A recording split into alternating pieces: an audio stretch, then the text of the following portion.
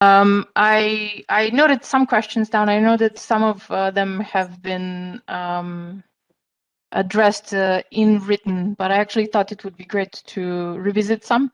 And if any of you have also additional thoughts, go ahead and signal either in the chat, or I'll try to also note any raised hands as well. Right, so let's start, I guess, with one question each for each of the speakers. And I'd ask if you could try and keep it brief. Let's see if we can maybe have a conversation going.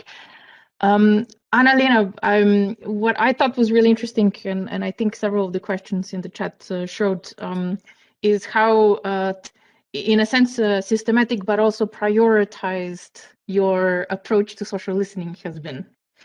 And there's a couple of questions that were in the chat regarding this.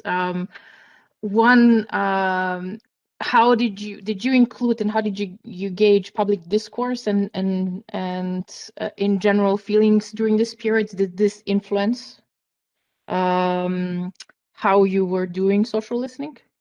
And second, what are your ideas on looking at the impact or the effectiveness of the actions going forward?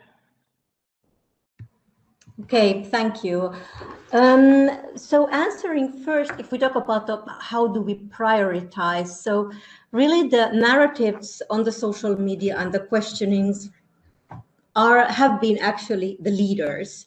So we have really focused on issues that are coming up from the discussions, not that much perhaps issues that public health experts would actually like to know about it, but really what are the concerns of the public? So it has been driven by these questions, definitely. And then how do we engage the general feelings? I guess the narrative is the feeling, but I think what is important in such a qualitative approach also that we have to be continuously aware who are those people that are communicating with us. Most of the people that are contacting or sharing their thoughts in social media or sending us emails have very strong feelings. They either are really, really upset or they are really, really happy. So these are these strong feelings that we balance, and so we have to be aware who those people are all the time.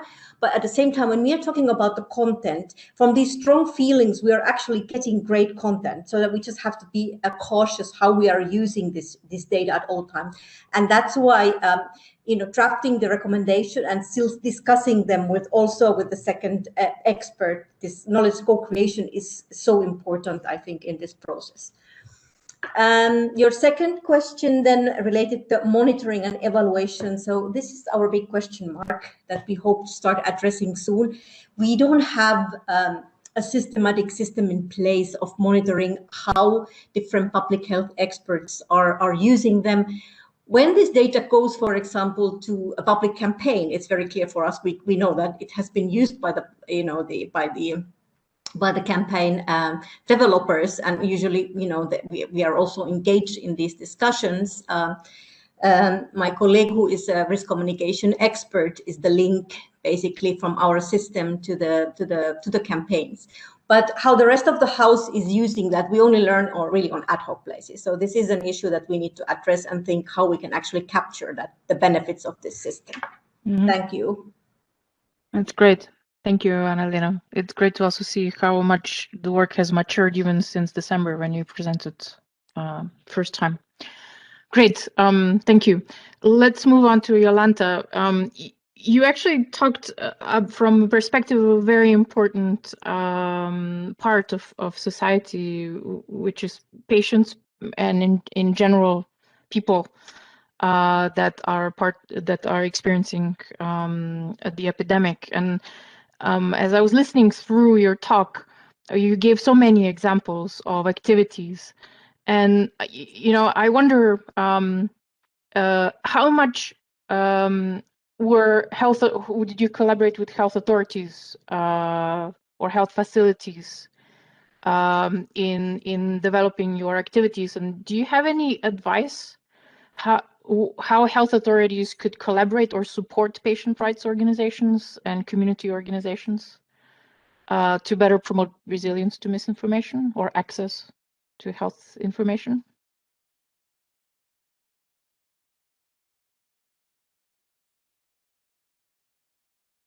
Is Yolanta here? Sorry, I didn't. I think she actually dropped off. Yeah, I don't see her in the list right? anymore. All right. Yeah, No, I apologies was for just that. curious. The reason why I was asking and I was thinking about this is because I think it's important that we, especially during a health emergency, really think about how we as health authorities really think through where we engage and with what and how we really strengthen communities. But let's go over to Pepe. That's true, Yes, and Katrina? I think also as sometimes I think especially as public health practitioners, sometimes we tend to work in our own bubble. So this is definitely also a type of stakeholder we could really engage in and join forces. Yeah, and actually not only during emergency, you know, from point of view of systems building, how do we prepare capacities and relationships so that next time the emergency hits, we're not building relationships from scratch, but we have a working relationship already. And to emphasize already the work that we're doing on a daily basis, which would also still be interesting for the general public, definitely. Yeah, exactly. All right, so let's go over to Pepe. You had two parts of the presentation. I really, both of them resonated with me very much, both from the point of view of evidence synthesis, but then also from a scientist's role in communicating. One question that I just had was, you did a really you put in a really good job in synthesizing evidence on a regular basis and providing recommendations. I wonder if you've had any ability to investigate how successful your outputs were taken up either by the policymaker or the general public. This is one question, and the second, how do you think we could incentivize scientists to take up the public role in the public discourse about science? Yeah, that's two very important questions. Thank you, Tina. Concerning the first question, we have we can check for example the number of downloads of our reports, every week, and also we can have information. For example, when we have these videos, the top 5 papers in Twitter, we have the number of times these videos have been seen or watched by people. I think that the videos initiative was very good because it's easier for people to have a video of 2-3 minutes to listen to this video, and the mean was 6,000 views for each video every week, because the live was really 1 week for each video. What was not bad. I mean, the mean of 6,000 views is not bad. And for the reports, it's more difficult because we had some reports were downloaded 1,000 times. Some others maybe less interesting because we're more technical. They were downloaded in the range of several hundreds, 300, 400 times. So I don't know exactly what was the impact of our work in the general population.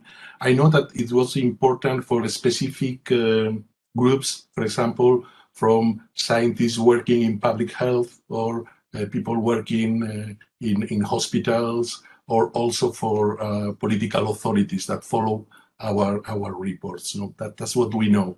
And so the second question is how to promote that scientists work in dissemination of knowledge.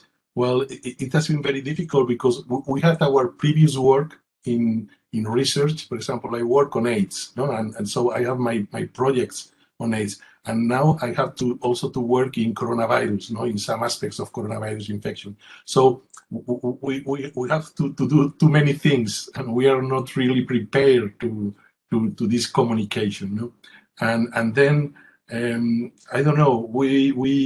I try to convince people that are around me, for example, to participate in roundtables for discussion, to run some Twitter dialogues and so on. But it's very difficult because we are very busy, scientists at this moment, always in a very competitive field, and I think we are not prepared. I mean, we have not the experience to communicate, and that's an important, failure we have. Mm-hmm.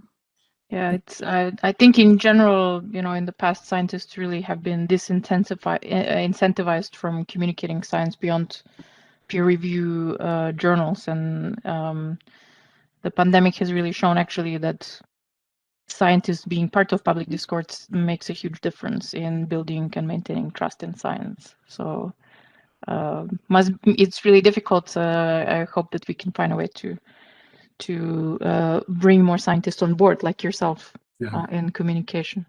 Thank you. I'll move over to Claudia. Claudia, there were two questions actually for you, and specifically trying to understand the use or what kind of analysis perhaps you were doing on the use of the green phone.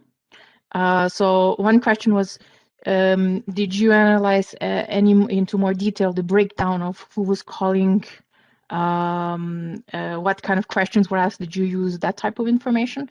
And I would actually add to that, did you perhaps use that type of analysis coupled with other analysis, for example, questions or searches to the official websites or something like that? How did you use analysis? So to begin with your second questions, we didn't correlate the results of our analysis with coupled with searches on Google or on other websites. So we didn't look at this aspect.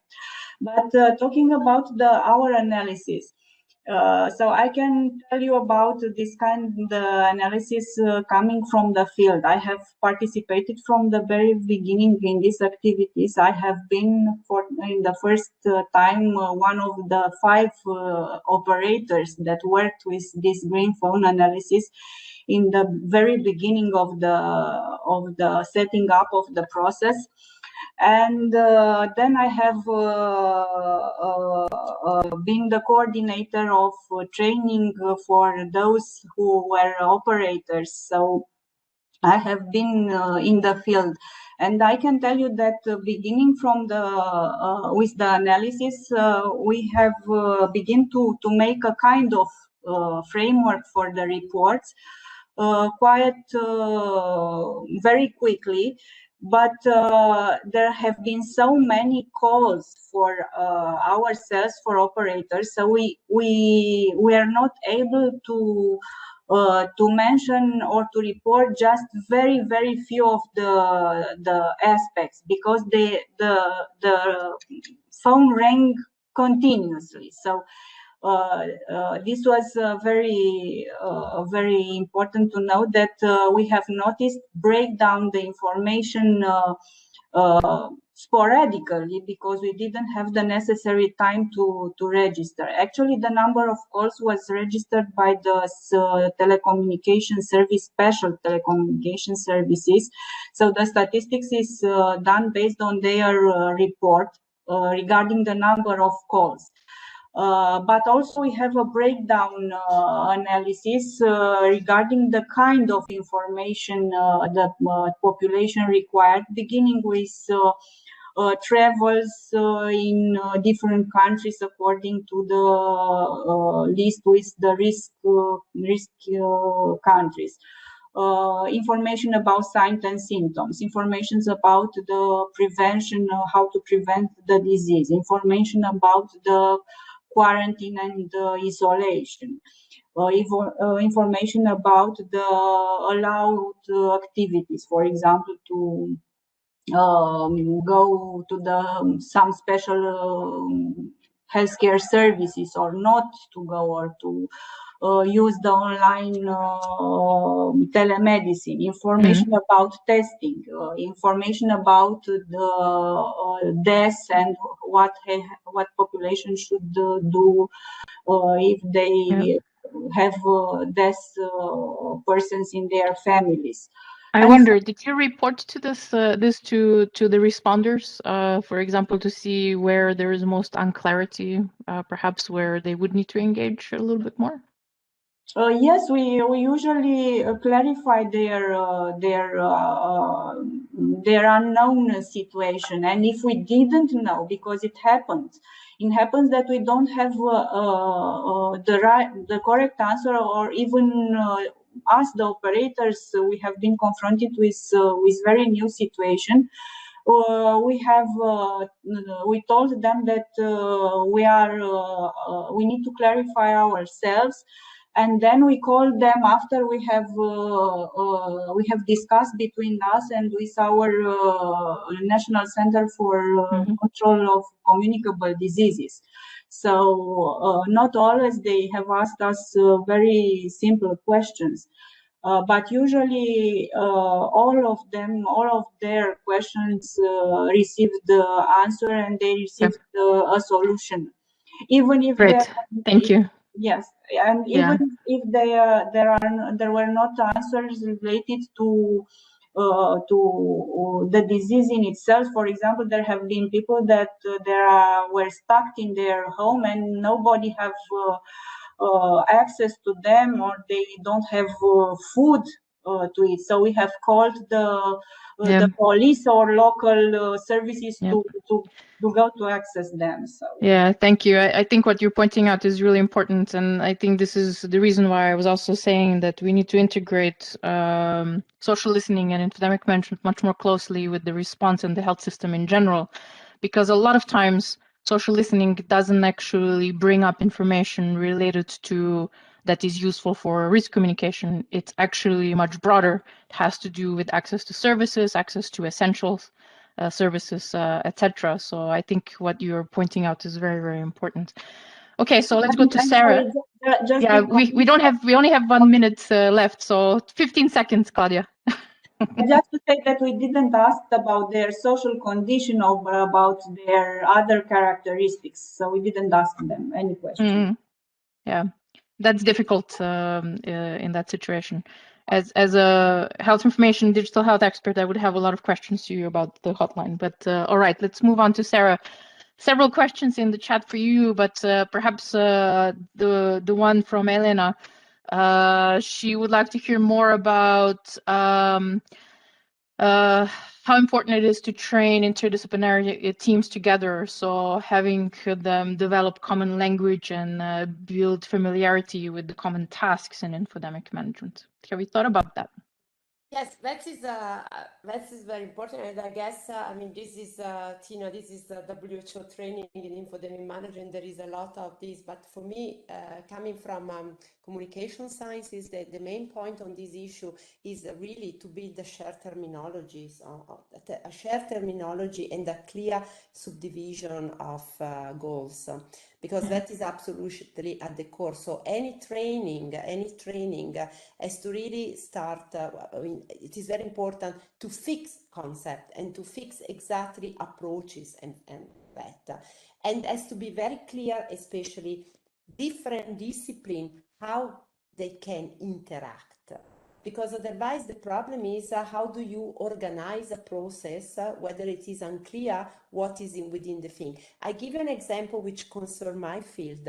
For many years, health communication was very much from communication sciences. A lot of things that we had done was really communication sciences, but nowadays we know very much the importance from communication sciences to link, for instance, with the behavioral sciences, with the cognitive sciences. And this is to build a recognition. It doesn't mean to become expert in everything, because this is absolutely not feasible and would not be advisable either. But it's absolutely essential to get to know what are the basis for the other, so that you know that your work is limited, is important, but is limited and need to be opened up. I think this is at the core of the... Yeah, thank you, Sarah. Yeah, I would even go further, you know, awareness as an information scientist, health information scientist, what I think we have perhaps a sense of is also metrics and critical view of, for example, impact metrics, being aware of rationality of evaluation. So limitations of indicators that are very common in communication sciences that are based on interactions or reach.